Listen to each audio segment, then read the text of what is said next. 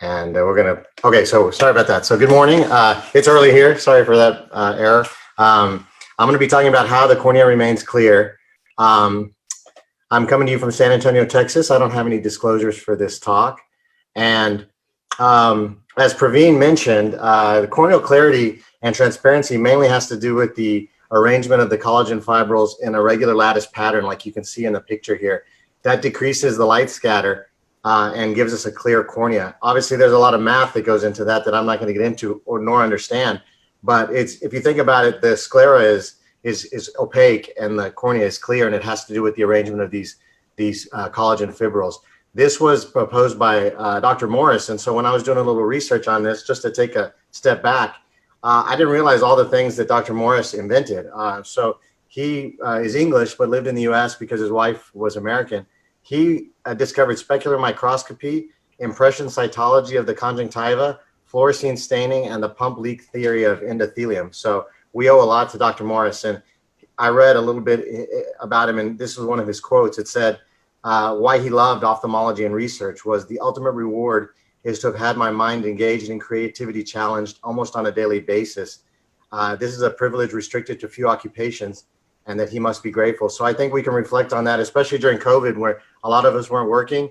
You kind of miss it. And I don't do a lot of clinical research, but even in, it's bench research, but even in clinic, you know, we're able to just appreciate better what we have the privilege to do. So what can affect corneal clarity? Well, as Praveen said, and Dipender before, anything that can cause an opacity, anything that affects that arrangement of fibrils can cause a decrease in corneal clarity.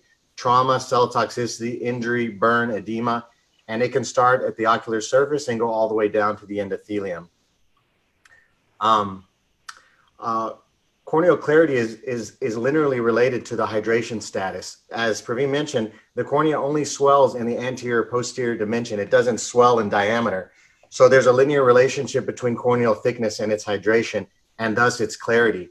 And another interesting thing is the cornea remains in a state of partial dehydration. So it's about 78% hydrated the majority of the time. So it's like you're posing for a picture and all of us suck in our belly so that we look good in the picture. That's what we're trying to maintain in the cornea all the time. And so the homeostasis of the cornea is maintenance of this partially dehydrated status. And so the steady state has some important elements, starting with the barriers of the epithelium and the endothelium, the pump function of the endothelium, and the inherent swelling pressure of the lamella in the cornea.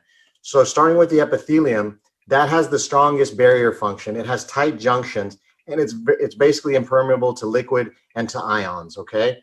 And then the stroma has the glycosaminoglycans that make it like a sponge. That's what wants to swell, and the rest of the cornea is fighting that.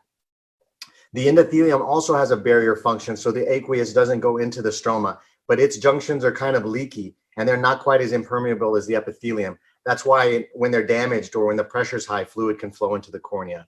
And then most importantly, the endothelium has active transport of ions that creates an osmotic gradient that allows fluid to flow out of the cornea and into the aqueous. And these are sodium potassium ATPase as well as bicarb pumps. That's why certain medications that inhibit bicarb can cause the pumps to not work well. Lastly, the pumps are temperature dependent. So the warmer it is, the better they work. If the cornea is chilled, the endothelial pumping gets bad. So corneal edema occurs if the epithelium is damaged. This is easy to conceptualize. If the barrier is breached, fluid flows into the stroma that wants to swell. If the endothelium is damaged, you have breach of the barrier and you get fluid flow in. And if the pumps break down, the stroma swells. In IOP, you have damage to the endothelial cells and you have increased flow through these leaky junctions. And so focusing more on the endothelium, when the endothelium is damaged and you get corneal swelling, the various ways in which the endothelium can be damaged can happen from the irrigation solutions you use, such as low osmolarity or low calcium. If it's too acidic, if it's too basic, also things like the instrument cleansers, they can have enzymes in there that damage the endothelium. You can have low endothelial cell density because of previous surgery, endotoxin from bacterial infection, and then also Fuchs dystrophy and pseudophakic bullous. So any of those situations will cause corneal edema. So That's all I have on my brief 5-minute talk here, and I'll